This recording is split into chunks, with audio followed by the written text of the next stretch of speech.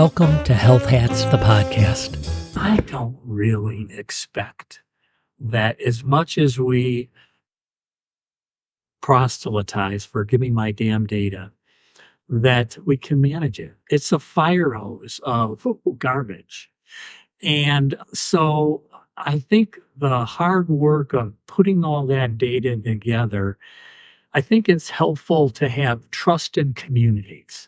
So a trusted community can be an agency that you work with. It could be a county, it could be a town, but it's a group that you become a member of, and they manage that stuff, and you have control of the details, but they're managing. And that's when I think about federated. I think about it as a sort of a confederacy of confederacies, which is maybe contradictory to federated, but It still works. but you know what I'm saying is that, and so I can trust something local, but I don't have the knowledge to figure it out myself. It's just, we're a bunch of experts in this conference and we're bewildered. To me, that is the biggest thing to me that I've seen listening to people is they are really excited about a little part of it, but they're mostly ignorant, which is appropriate because it's so complex. So Dan, yeah. do you think that you could potentially retrain nonprofits to take that space in a population level health viewpoint of the data and be able to negotiate that on behalf of their I would say that my vision is that I belong to a trust community. So maybe I have children who have rare diseases. And so I trust this group because we've worked together and I trust. Then, to me, then the sort of the confederacies or federated is groups of those who then can negotiate. It's like a union. Anyway.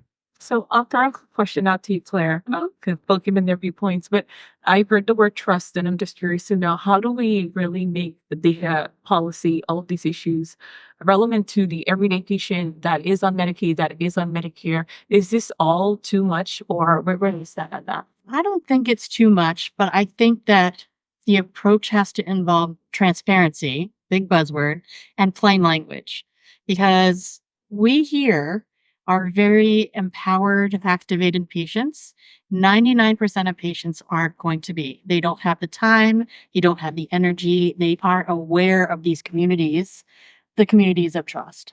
So transparency goes a long, long way. If you tell patients that this is why you're requesting their data and this is the end result that you're going for, as well as keeping them updated as far as process. And I'm not talking about anything particularly in detail, just enough to let them know that's something that they feel proprietary over is being used in a way that they agreed to, and using it in unjargoned language that would be considered plain language on their own level so that they can understand it and they won't feel as intimidated and they'll feel like they can ask questions, which is something that has to be there if people are going to be comfortable sharing what could be very sensitive information, especially since they are aware that you are connecting their data to them.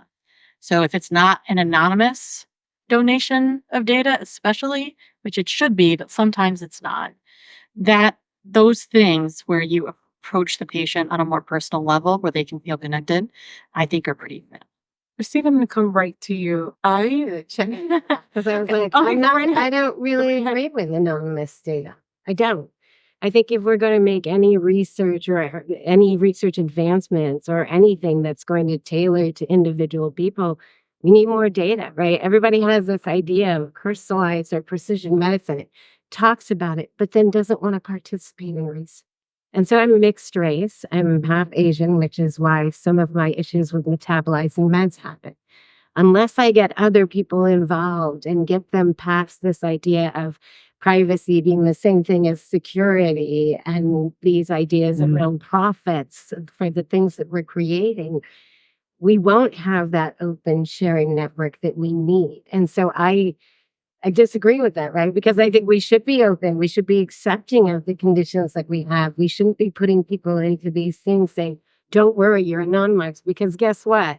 If you have a weird genetic mutation, you are definitely identifiable. And so let's get away from the lie of anonymized and all of this data when really it comes back to us.